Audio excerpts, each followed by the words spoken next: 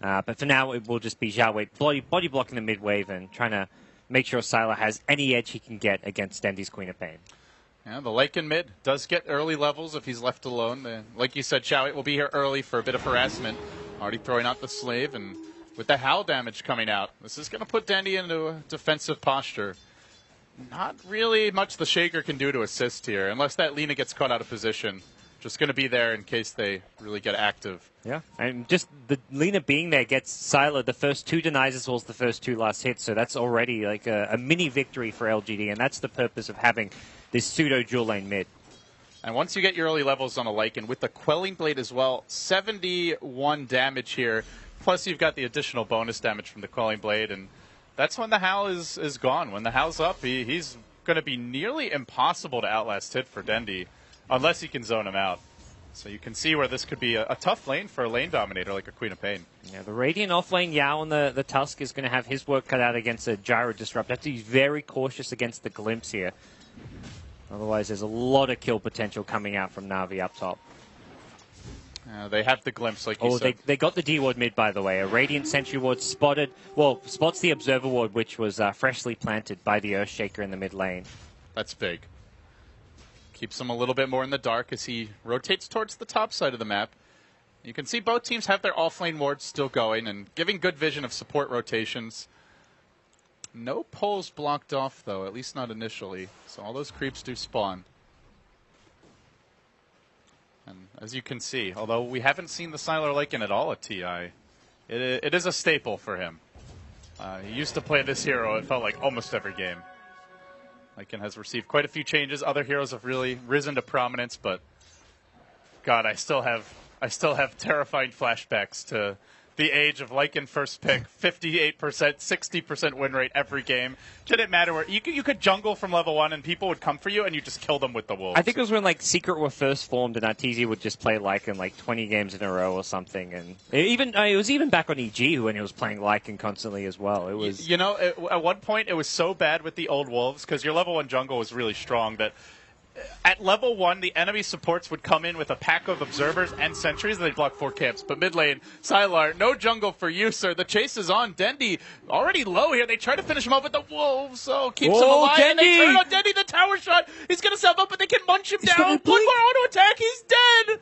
Dendy, please. Oh, what a disaster for Na'Vi. Good wolf micro there. Na'Vi really thought they had him. I actually thought he was going to turn the wolves on him sooner. I was wondering why he didn't, but it seems that's why he baits Dendy in further, and then when Dendy blinks, then he sicks the wolves on him, and Dendy's already committed. He couldn't back at that point. Huge play by Sylar in the mid lane, and it's normally the opposite. You see that Shaker rotation, if that's a squishier mid, something like a Leshrac, you get that first blood, but this is Lycan, a very tanky hero. That's a huge pickup to have on Lycan. The first blood gets him boots and bottle. Dendy, meanwhile, just seeing on... does he go bottle? He's just seeing... I was about to say, he's gone for the boots before the bottle even. And you kind of need it a little bit to outrun the wolves. You need what move speed you can get, because those wolves really hit hard. They're squishy as little kittens, but they hit hard. And this is the nice thing about the Lycan mid, is you can quickly rotate into the jungle, still giving Howl to your team. And you don't really have to sit around and wait for the waves. In a lot of ways, like a Shadow Fiend mid. He doesn't clear a huge stack the same way, but can always find that little bit of extra farm. Underrated, I would say, for this position. And he's going to hit level 6 quickly with that kill. Yeah. Once he gets the ultimate, good luck catching him. But I like what Funnick's doing here, Gods. He's gotten into the LGD jungle. He's farming the stacks that have already been formed, and they really don't want to be giving this up. But he's got an Invisor, and they can't see him. I don't think there's any detection in the neighborhood. Sentry's already there. Oh, no, they have one. They're going to make their go on Funnick. He can back up, but he really wants to be an experience rage for this. Oh, he won't have a chance. I think he was out of it there, so and most maybe of gets a lot of gold. Yeah, most of the last hits went the way of LGD. Darkseid didn't get too much out of it. It is still space created, though, for the rest of Na'Vi. It's 5 heroes you rotate in. They even abandon the bottom lane. Now Yao and Xiao Wei journeying back. And where do they want to go here? Swinging up the ramp towards the north. They get an Observer Ward, clearing the high ground. And now Snowball in on the Dendy. Does he have to blink back? Yes, sir. And he will retreat. So the smoke ends up being a bit of a waste. Good defensive play there by Na'Vi, who also are stacking their own jungle. Can already see that that's why they're B for... Well, actually, they've got 3 heroes that can use the stacks. Dendy, the Darkseer for Funnick, or even that A Vost gyrocopter. See which way it goes. And maybe they just look for that super farm gyrocopter. I'll have to see what they have in mind. But hard to get in the Queen of Pain there. It's one of those things where you're hoping that he just doesn't react to the snowball. And if that clips him, Lena's done and it is a kill. But Dendi about to hit level 6. And now the kill potential from his side amps up. And that's something LGD are going to have to be careful of this time around. Uh-oh. It's again LGD on the offensive. Double Sentry Wards planted by the Dire side. Uh-oh. They were both planted by Siniko. Bit of a miscue there. Yeah. He might break the smoke, though. He's in good position, but already balling up his maybe. Drops the Remnant, and, well, the shards are going to block the other retreat. Maybe with a poor jump there. Doesn't end up getting over the shards, but won't matter. Looks like he smokes mid just because Sylar was planning on rotating off the lane anyways. I was about to say, Storm rotating in like this is not the most efficient they're thing. Farming the stack. They're stealing these Dire neutrals. It's stack wars. We saw this from Secret. They did it to LGD in Game 1. And it's now going to be LGD taking it to Na'Vi in Game 2. This old dog learning some new tricks here, gods, and that is a big spike of gold. Not only what LGD gets, but what Na'Vi won't.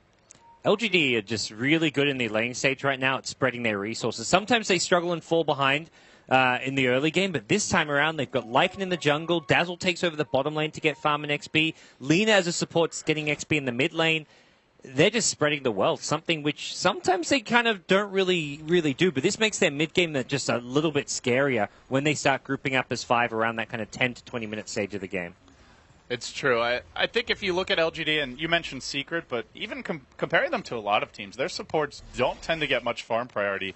Even Yao in the offlane often not given much. MMY a little bit, but you compare the level of farm he's going to get to, say, what Kuroki does, and it's usually not a whole lot. But this time around, hey, if you can take the enemy resources, you're accomplishing both goals. You're not only getting your own farm, but you're slowing down Na'Vi. LGD, back to the woods for Sylar. What do you expect from him? Is it just going to be that standard Vlad's build-up, a lot of jungle time? Do we see any early tower pressure? What's the game plan for the Lycan pick here, gods? The real question is normally like whether you go for the Necro 3 or not. It's an item to me which it's hard to always justify picking it up. It seems like very hit or miss. If it works, you take a lot of towers, you snowball, you win the game fast. But when it's not working, it's a complete waste of 5k gold. So it's a bit safer to go for more of a BKB Deso or just a BKB AC type build.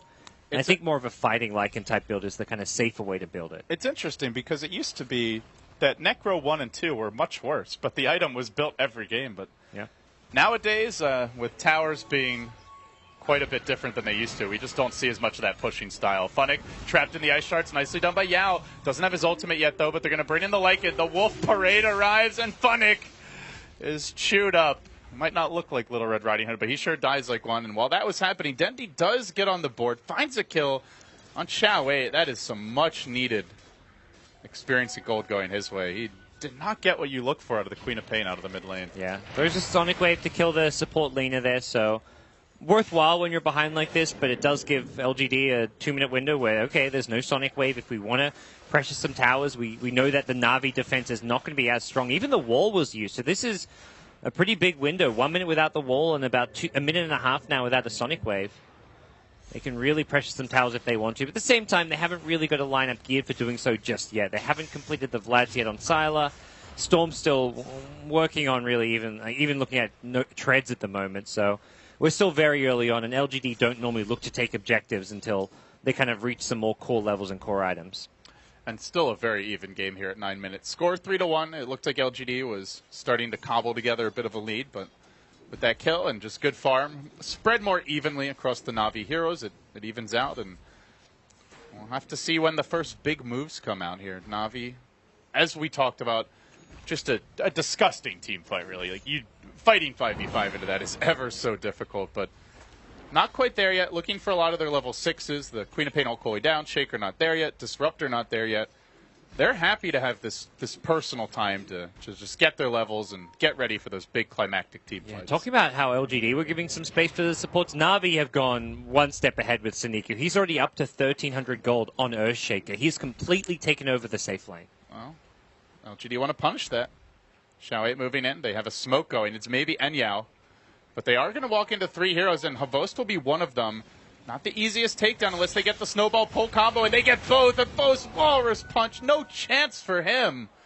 The Fissure even came out. That was an awful quick reaction by Sneeko, but a brutal assassination. No chance to react. Sneeko's probably like, thank God that wasn't me. I'm almost at my blink dagger, but the gyrocopter, the more valuable target for LGD to pick up. And now they grouped as 3 at top. They have to be a bit careful. They haven't got all that many numbers here. This combination, the store. Oh, there you go. Denny looking for the turret. He does manage to take down the Tusk, maybe. Balling to dodge that scream. And now retreating out. He doesn't have a TP, though. He commits all of his mana for the jump out. A little bit more from the Soul Rain, and he gets down to the low ground. Dendy has the blink. It's going to be tough to catch up. Oh, he's so close. He sees how low he is. He's so close. This is beyond frustrating. It's never going to happen, Dendy. Oh, no. Oh, that hurts. You blink and you see him, and you're just like, man, this is where if Dendy had had a better start, he would be at least level 9, probably level 10. Have a few more points in the blink, and then he could go for it. Yeah. It would be risky. Maybe he dies, but if you kill the Storm there, it would be worth it. Not the case, though. Still, overall, they get the Tusk. Bottom lane, MMY is stranded. There's no tier 1 tower here. Dendy going in, making his move forward with Artstyle. In support, has the Grave, and gets it at the perfect moment. Now the TP out, back will cancel it, but he stalls as long as possible. MMY gonna go down. Artstyle will take that. Na'Vi. Not flummoxed in the slightest, just continue to play aggressive, and again it's the Storm of Maybe. Moving in, Laguna secures it, Xiaowei collects his freebie. Back and forth we go, 6-3 the score. Not a crazy amount of action, but both teams constantly looking for the pickoffs. Yeah, and for LGD, I think they recognize the fact that Sneeko is spending far too much time in lane for their liking towards his blink dagger. He's sitting on 1,800 gold now, so probably was a bit over 2,000 when he died. Very close to a blink dagger. And how much do you think the blink does? He's only level 6 here. It's not going to be a huge game changer immediately. It's definitely something which will help Na'Vi long term, but maybe a pickoff here or there on someone like Sylar. Like one pickoff on Lycan, and you've just justified all the space you gave the Earthshaker. And I think it's the item you need to kind of be able to initiate on Sylar with a Blink Echo. Tower will drop. Sylar starting to accelerate his own push as they surge in. Havos looking to go on Yao. Does he have something to snowball to? He needs it quickly. There is a Grave available. Fissure coming out. He snowball dodges and goes back in on Havos, who's been left to the wolves, quite literally, moving in towards him. And now they hunt down Artstyle. They continue pursuit. Funnick on the run. Xiaowei going for the cutoff here. He's got a Laguna ready. Could almost insta-give Dendy if he's not careful. One more auto attack. There's the disengage from the Fissure. A Queen of Pain from Dendy just to kill 2 Lycan Wolves. That's not what they need. And that's going to be it. Oh, Na'Vi. Where has the old magic gone? They just don't have it right now, gods. Well, the Na'Vi may be back, but the magic's not back yet, LD. Tier 2 tower at top, getting pressured, and LGD just such great control over this game. They get down 2 deep wards in the enemy jungle, one even hovering near the mid lane. Very hard for them to engage on anything at this point. Even with this big team fight wombo combo going, they need their initiating items. They need the blink daggers. They need some way of getting in there. Darkseid doesn't even have the completed mech yet. Even once he gets it, it's going to be tough. LGD are so mobile on 3 of these heroes. The Tusk, the Storm, the Lycan. It feels like they could just disengage if they don't have the right opportunities. Na'Vi really... I mean, for Na'Vi, the dream scenario is if they just group up as 5, walk down mid, you've got your mech, you get a good Blink Echo, you combo with the Vac, call down comes through. Like, that sounds absolutely just devastating. Talk to LGD, be like, look, we're going to go down mid as 5, guys. Can you just meet us there as 5, like, grouped up a little bit? You know when you're pubbing and, like, 2 players are fighting, there's some team losing, and the guy's like,